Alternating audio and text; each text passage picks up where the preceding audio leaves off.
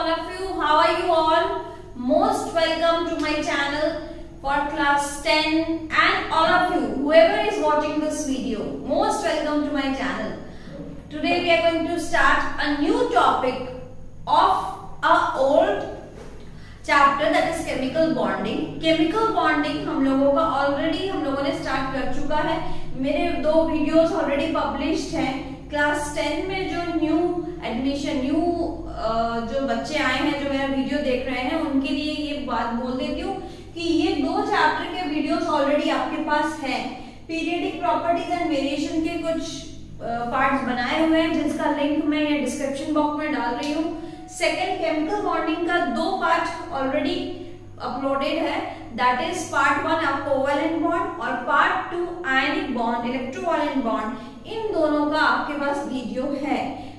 Chemical bonding का part 3 आज बना रही हूँ, जिसमें कोऑर्डिनेट बॉन्ड को मैं डिस्क्राइब करूंगी और इसको फर्दर एक्सटेंड करेंगे हम लोग. तो हम लोग आज क्या डिस्कस करेंगे? Chemical bonding chapter 2 for class 10 ICSE, जिसमें हम लोग coordinate bond last topic discuss करेंगे.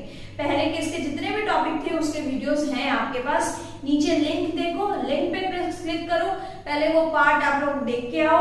देखने के बाद उसके सॉल्व करो, उस पेपर में नोट डाउन करो, अपने बुक से थॉरोली रीडिंग करो. जो भी आपके पास अभी रेफरेंस बुक है या टेक्स्ट बुक है, जो आपके पास बुक अवेलेबल है.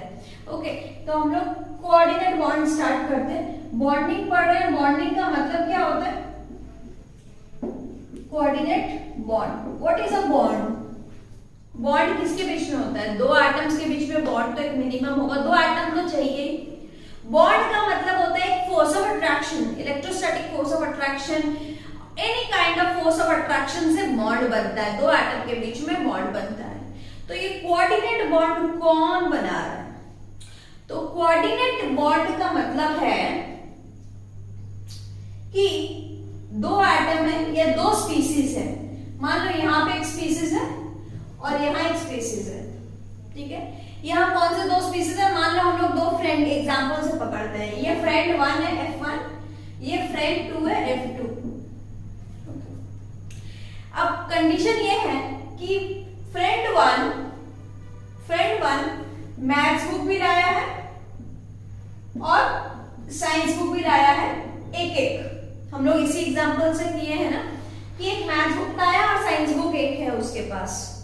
तो वो अगर मैथ्स मैम आ रही है या साइंस मैम आ रही है उसकी क्लास में, तो वो क्या किसी को अपनी बुक दे सकते हैं मैथ्स या साइंस बुक के लिए? भाई तू ले, मेरे पास तो एक्सेस बुक है. नो, इसके पास एक ही मैथ्स बुक है, एक ही साइंस बुक है, तो उसको खुद को यूज करनी है. लेकिन उसके फ्रेंड के पास 0 मैथ्स है, 0 maths book, no math book, no mathematic book, no science book. Okay, एक के पास बिल्कुल भी नहीं है, नो नथिंग, और दूसरे के पास सफिशिएंट है, नॉट एक्सेस. तो इस कंडीशन में क्या होता है? फ्रेंड 1 फ्रेंड 2 को अप्रोच करके बोलता है कि हाँ, you can use this book, I will give you, but the condition is मैं भी उसको यूज करूंगा. यानी शेयर दोनों जन करेंगे, ट्रांसफर एक ही जन करेगा. यानी फ्रेंड 1 फ्रेंड 2 को मैथ्स बुक दे रहा है, लेकिन कंप्लीट ट्रांसफर नहीं कर रहा है. लो मैथ्स बुक ले लो, कंप्लीट ट्रांसफर नहीं कर रहा है. और शेयरिंग भी कंप्लीट नहीं हो रही है. शेयरिंग का मतलब क्या होता है? ये भी कुछ देगा, ये भी कुछ देगा, तब शेयर होता है ना. ये मैथ्स बुक शेयर कर रहा है, वो साइंस बुक शेयर कर रहा है. ऐसा शेयरिंग का एग्जांपल हम लोगों ने किया था. तो यहाँ पे क्या एग्जांपल है? इसके पास एक्सेस कुछ नहीं है, इसके पास सफिशिएंट है. ठीक है, तो ये मैथ्स बुक दे रहे हैं लेकिन शेयर बाय बोथ. तो what is coordinate bond? Transferred by 1 atom but shared by both the atoms. तो इसको हम लोग कोऑर्डिनेट बॉन्ड को अब हम लोग एक एटम्स के रूप में समझाती हूं मैं. मान लो NH3 अमोनिया, NH3 में कैसा बॉन्ड है? कोई बोलो, फटाफट बोलो, NH3 में कैसा बॉन्ड है? वीडियोस देख लेना. NH3 में कोवैलेंट बॉन्ड है. नाइट्रोजन और हाइड्रोजन के बीच में कोवैलेंट बॉन्ड है. कोवैलेंट बॉन्ड कैसे है वो भी समझ लो. नाइट्रोजन के पास कितने हैं? 7 एटॉमिक नंबर, यानी 2,5. हाइड्रोजन 1 यानी 1 इलेक्ट्रॉन. तो नाइट्रोजन को और कितने इलेक्ट्रॉन चाहिए स्टेबल होने के लिए? 3 इलेक्ट्रॉन्स चाहिए, और हाइड्रोजन को 1 इलेक्ट्रॉन चाहिए। तो मैं अगर इस बॉन्ड को रिमूव करके समझा ही देती हूँ।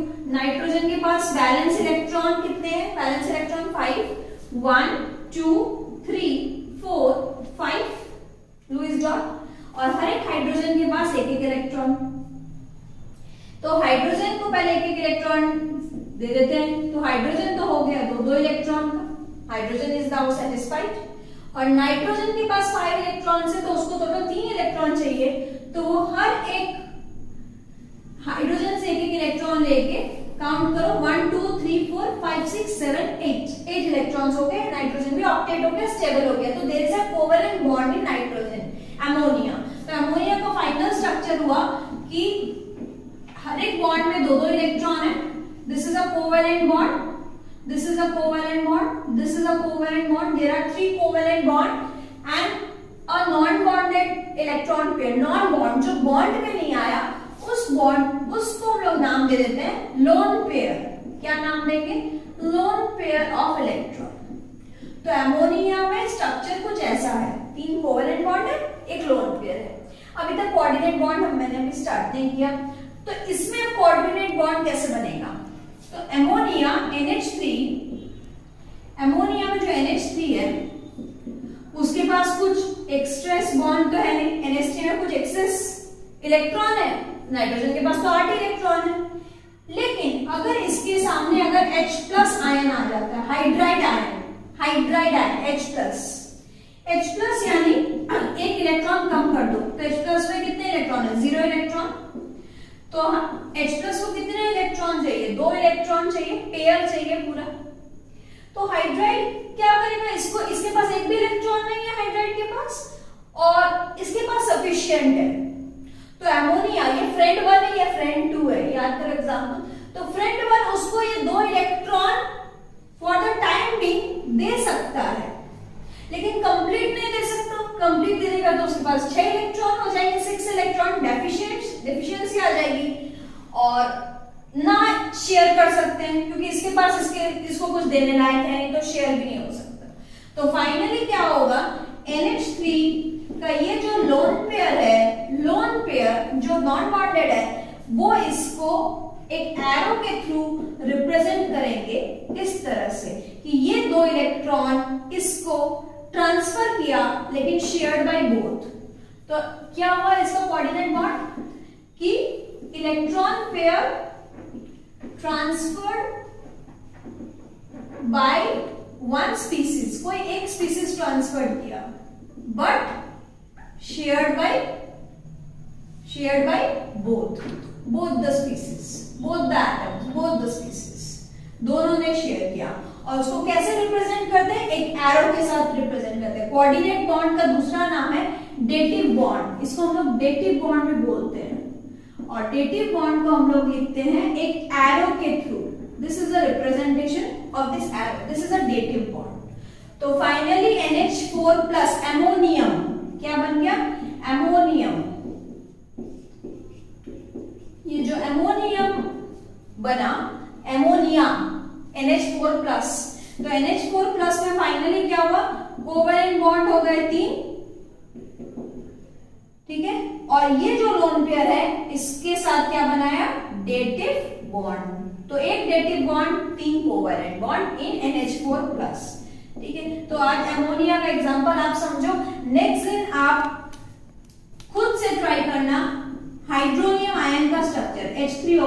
देखो मैंने ये सर्कल कर दिया, H3O+ का आपको खुद ट्राई करना है, ठीक है। नेक्स्ट दिन H3O+ समझाऊंगी, और ये पूरा चैप्टर एक बार रिवाइज करवा के उसके एग्जांपल्स, सम्स, उसके प्रैक्टिस पेपर और कुछ DPP दूंगी जिसको आपको प्रैक्टिस करना है घर पर। ओके, तो आज की क्लास, शॉर्ट क्लास स्टार्ट की हूँ, आपका न्यू सेशन आप कंटिन्यू करो। कोवेलेंट बॉन्ड के यानी केमिकल बॉन्ड के प्रीवियस वीडियोस कंप्लीट करके कमेंट सेक्शन में बताओ कैसे लगे, तो मुझे समझ में आ जाएगा कि आप कितने गो थ्रू कर रहे हो केमिकल बॉन्ड को।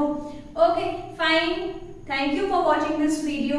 Like, share and subscribe my channel.